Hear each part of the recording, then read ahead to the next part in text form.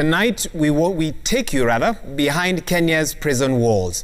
And there are at least 200 children aged below 4 years who are either born in prison or are still too young to be separated from their mothers who are serving their sentence in prison. Children in prison have often been referred to as forgotten victims of crime and the invisible victims of crime and the penal code. At the Langata Women's Prison, a daycare center is offering a conducive environment for children in their early stage of development, one which shields them from the dangers of being raised solely in that environment behind bars. Dorcas Wangira now dissects the new report, Victims of the Penal Code. The prison is no ideal place to raise a child. Hakuna kitu pain kama hiyo, kijua mtoto wako wakati ndatoka hapa atakuwa amenijua na hizo nguo. Amejua mamadams green. It takes a society to take care of a child. Well, it takes children to raise a society. You lose it on children, you lose the whole world.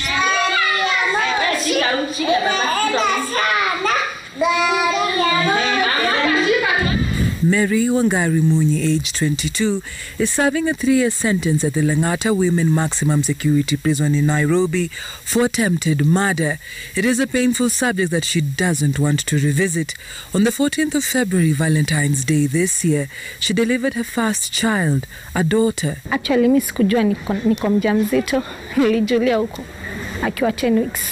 Wakanisaidia kujikubali kwa sababu nilikuwa nimejikataa. Tulikuwa first time yangu kuja prison. Sikujua prison kuna kaji, mateso yako. Nilifikiri ni mateso tu.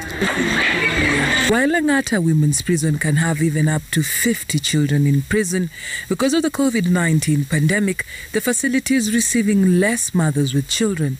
Currently, there are 24 in this facility. The Prisons Act Cap 90 provides that children of both gender stay with their mother up until they attain the age of 4 years. It's from 0 to 6 years. It's when the child is molded.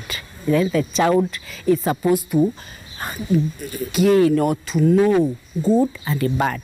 So when these children, they come when they are of age, like 4 years and above, these children will tend to learn some behaviors which are not good to their upbringing. Expectant mothers in the prison are exempt from work, and even after childbirth, mothers have time with their children till they are 1 year old and can join daycare. Here, the prisoners with children stay in separate wards from the other prisoners, but this is still a setup where children are deprived. They see everybody is a auntie, everybody is a uncle or daddy.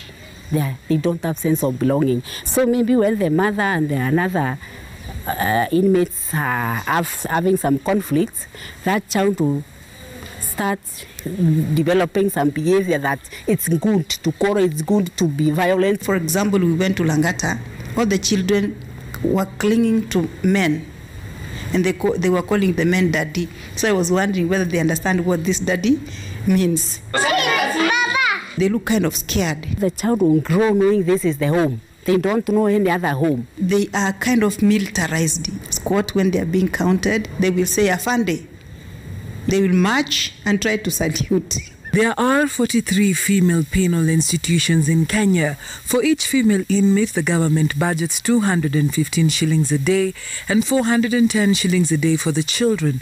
According to Omundi, there were up to 600 children in prison before the pandemic. There are at least 200 children currently. Even if it is one child, that is still a child, not a number. They need to be taken care of.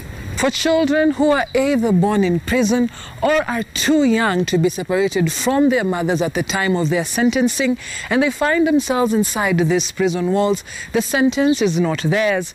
However, what is important is providing an environment that is conducive and provides a solid building block for their early childhood development. Children old enough to go to school attend ECD classes just like other regular children. They are placed in playgroups and attend classes with children of prison staff. The prison has 12 welfare officers. Sergeant Ansieta is one and is also a child counselor. But it's the daycare outside the prison facility that offers the most near normal experience for the toddlers. The daycare was set up in 2013 in the facility in partnership with the Faraja Foundation. Previously, the mothers did not have a designated room to spend time with their children. The Kenya Prison Service provided the land and labor and is in charge of the maintenance. It would cost between 2 million to 4 million shillings to build a facility of this kind in other prisons. The children come here from 8 a.m. and will spend the rest of the day here before they go back to their mothers in the evening. The standard setup allows the children to play, have their meals and later nap in a spacious environment. In Kakamega, we did a small one by government. In Meru, equally, we have one. According to a new study by the Africa Early Childhood Network on the status of childcare services in women's prisons in Kenya, with Langata as the focus, there are a total of 43 female penal institutions in the country. Only about 10 are well facilitated with daycare centers, representing slightly less than a quarter of all facilities. This means over 75% of the facilities need support. The report recommended that the Langata model needs to be replicated in other facilities in the country. 4 years is too big. Yeah, so the age really should be reduced to something like 2 years. A child doesn't understand gender, male and female. Now, a female institution has everybody as a woman. The caregivers are women, the mothers are women. Now, when a baby boy is born, I think there might be a shock. Even the baby boy might find it's not like all the other people from the way it's dressing. That could be a challenge. Likewise, more non-custodial sentences. Mothers, if it's not a serious offense, they can be given provision sentences. When dusk sets in, the children embrace another part of their routine. Soon they will have outgrown their time at this facility. For Mary, if the provision of 4 years remains as the statutory age for children in prison, she will still have a child with her when her 3-year sentence is fully served. She spells out her hope in these blunt sentences. Saying the truth, life here is very hard, raising a child under this ground. Just avoid crime. My hope is when she's of age, she won't recall anything about prison. Dorcas Wangira, Citizen TV, Nairobi.